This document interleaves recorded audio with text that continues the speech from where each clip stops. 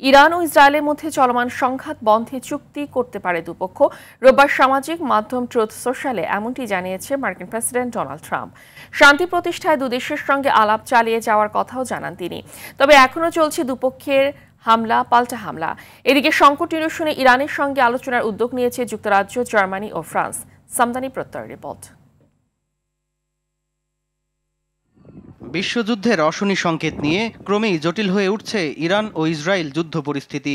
উত্তপ্ত মধ্যপ্রাচ্যে দুই দেশ যখন একে অন্যের ওপর ক্ষেপণাস্ত্রের বৃষ্টি ঝরাচ্ছে, ঠিক তখনই এগিয়ে এলেন মার্কিন প্রেসিডেন্ট ডোনাল্ড ট্রাম্প।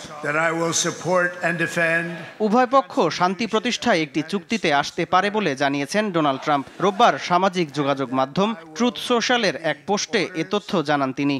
ইসরায়েল ও ইরানের মধ্যে খুব শীঘ্রই শান্তি প্রতিষ্ঠা করা হবে।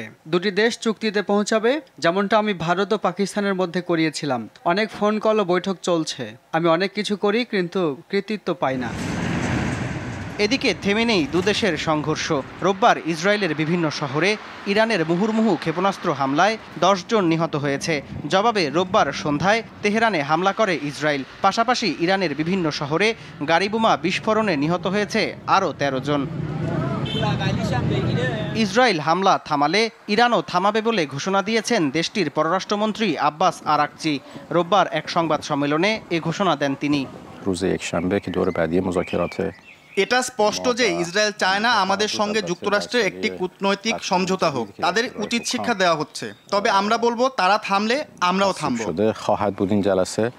মধ্যপ্রাচ্যের সংকটময় পরিস্থিতি নিরসনে ইরানের সঙ্গে আলোচনার উদ্যোগ নিয়েছে যুক্তরাজ্য, ফ্রান্স ও জার্মানি। রোববার রয়টার্সকে এ তথ্য জানান জার্মান পররাষ্ট্রমন্ত্রী জোহান ওয়াডেফুল।